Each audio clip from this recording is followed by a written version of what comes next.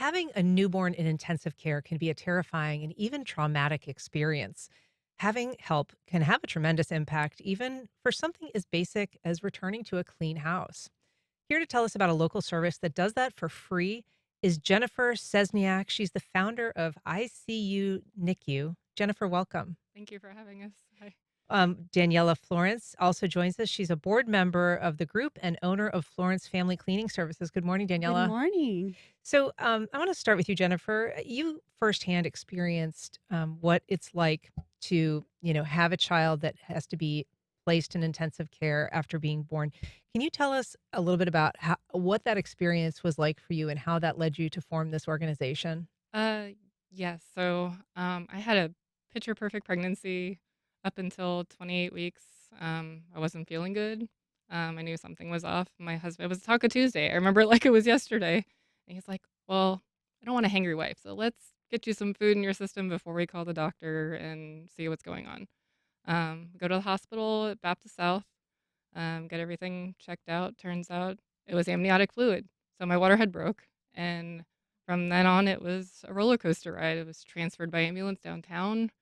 They stopped my labor, but the the idea of hospitals gave me the heebie-jeebies. So I went back in labor 5 days later and had him at 28 weeks and 6 days.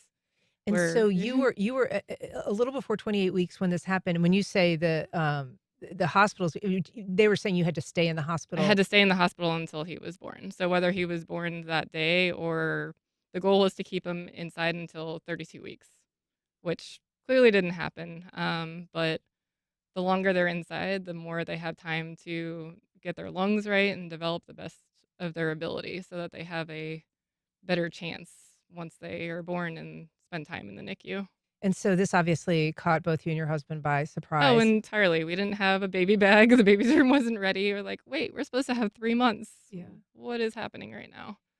So that, obviously coupled by a lot of anxiety and uncertainty because, you've got a 100%. child. How large was your baby? He was born at 2.5 pounds, so he was very small the first time we saw him. Um, I guess nothing can really prepare you to see your baby that you don't get to hold after you first deliver them, in a box connected by wires and tubes and all of the things. Feeling kind of helpless and truly the NICU experience, if you let it, can break you, which it did for quite some time. Yeah.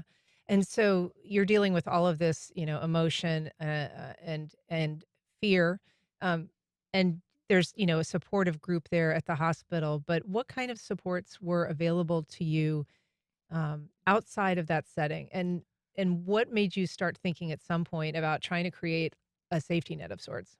Well, truly, the nurses were our safety net. They were our therapists. They were there not only taking care of our babies, but I feel like they were taking care of us too. Um, when you're in the moment, you don't really think about resources. You're just trying to make it through the next hour sometimes. So the lack of support and feeling really alone once you got home, because really you have the support of those doctors, you have the army to help you and your baby, and then one day you're graduated and thrust out into the real world and you don't have any of that, sometimes with medical equipment. So Logan came home after 81 days, but we called it the R2D2. He came home on oxygen and an apnea monitor. So we had to learn how to be nurses on our own when we went home. Wow. So, even once you get home, there's this long period of kind of recovery and education. You're learning how to, manage your life at home. Right. Um, at what point did you start thinking about creating this particular service? The cleaning service Hmm. was actually, we think about so many different things and ways we can help in the hospital, of putting programs in the hospital. There's a lot more resources now than there was when I experienced it.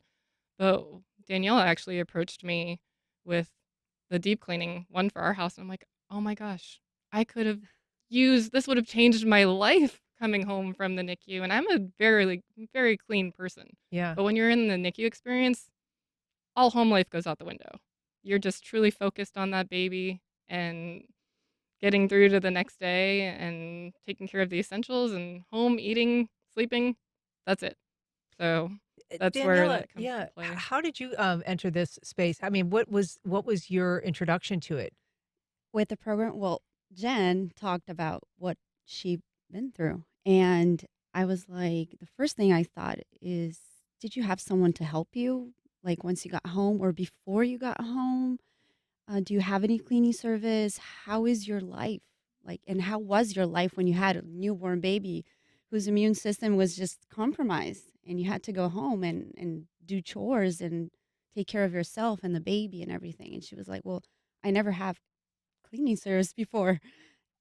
And that just came through. And I was like, Jen, we should do something to support every mom that goes through that because um, not just the immune system, but moms don't have time to think about the chores at home if they're thinking about just surviving through the night. Like Jen said, the first hour of the day is just my baby's going through this. I have to change. I have to, um, give him a bath. But if you didn't have time to clean that bathtub, that's a concern because you're just exposing your child to, the environment around Right, you, and to right? your point, these kids are coming So, home with sometimes yes, other conditions that could be compromised by an immune s already reaction. challenging because, newborn babies that are healthy and going home, they already have a compromised immune system that's building up, that's getting used to the environment. And when they're preemies, it's even worse. And it's like a 50% chance that babies who have been through the NICU unit just come back and are readmitted to the hospital Oh, wow. on their first 2 years. So that's a concern that's not just for today, but in the future. How's the recovery going? Are they exposed to someone or something that could, get them worse? And so part of your, cleaning service is you offer, you know, a kind of a clean cleaning service, right? One that pays Yeah. attention to things like, making sure that, the chemicals that you're using and the materials that you're using won't create additional problems. Yeah, are really having the effect that we want, that is like sanitizing the whole house.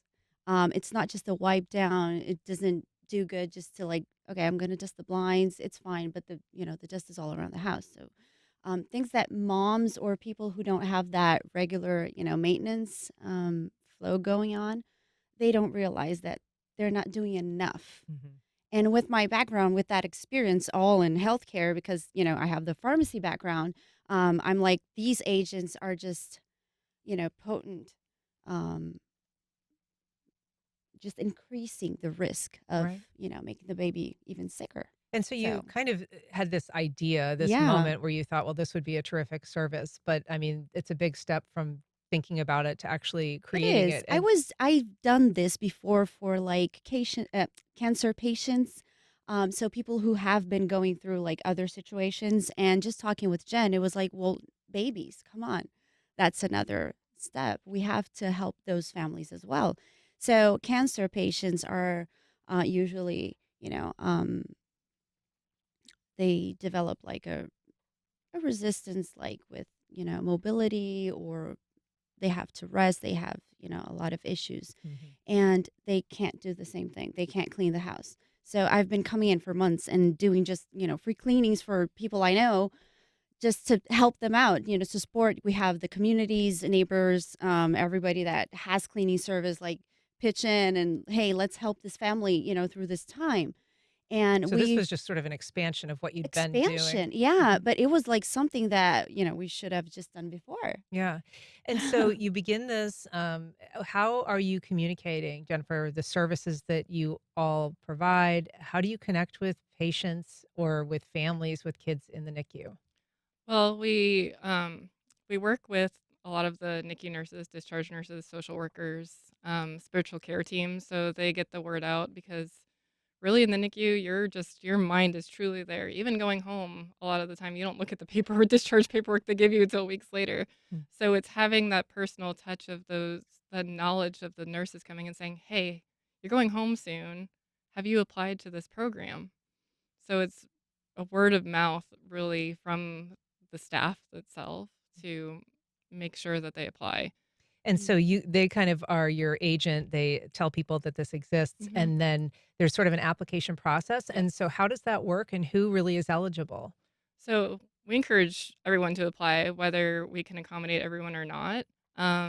The data that we get from that application can help us apply for grants to really expand the program because without those numbers and truly, we know that it's needed, but we need the backup to prove that it's needed. So we encourage everyone to apply. Mhm.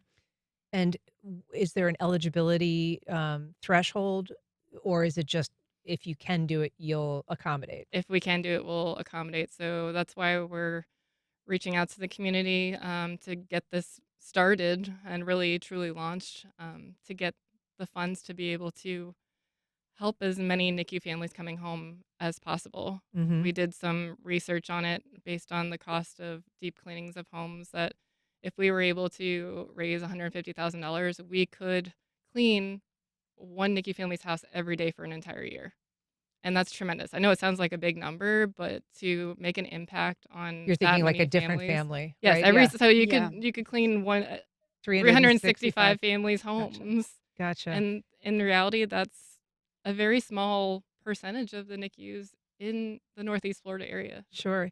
Mhm. We did get a message from Tiffany on Facebook saying, "Thank you for sharing your story, Jen." But I do want to just mention there is an upcoming event, well, July, an upcoming event that you all are doing to raise funds. And there's, a couple ways that people can support the program. So, what is the best way for someone to get involved?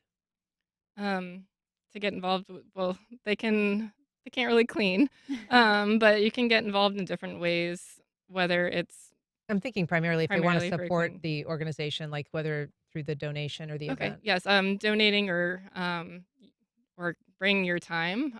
We do a lot of handmade give back opportunities for the NICUs. Currently, we're actually dropping off NICU mom bracelets to the hospitals for Mother's Day because, as I know, I've spent Mhm. holiday and Christmas in the NICU, so it was very hard to spend your first holiday with your baby in the hospital. So we support them for Mother's Day, and then we transition to NICU Strong for graduation kits, as well as NICU Awareness Month, which comes in September. So if you don't have the funds to help support our groups, there's plenty of ways to get All involved. right.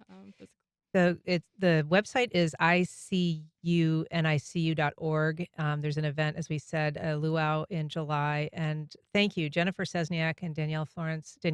Thank you so much for being here. Appreciate Thank it. you for Thank you for having having us. us. All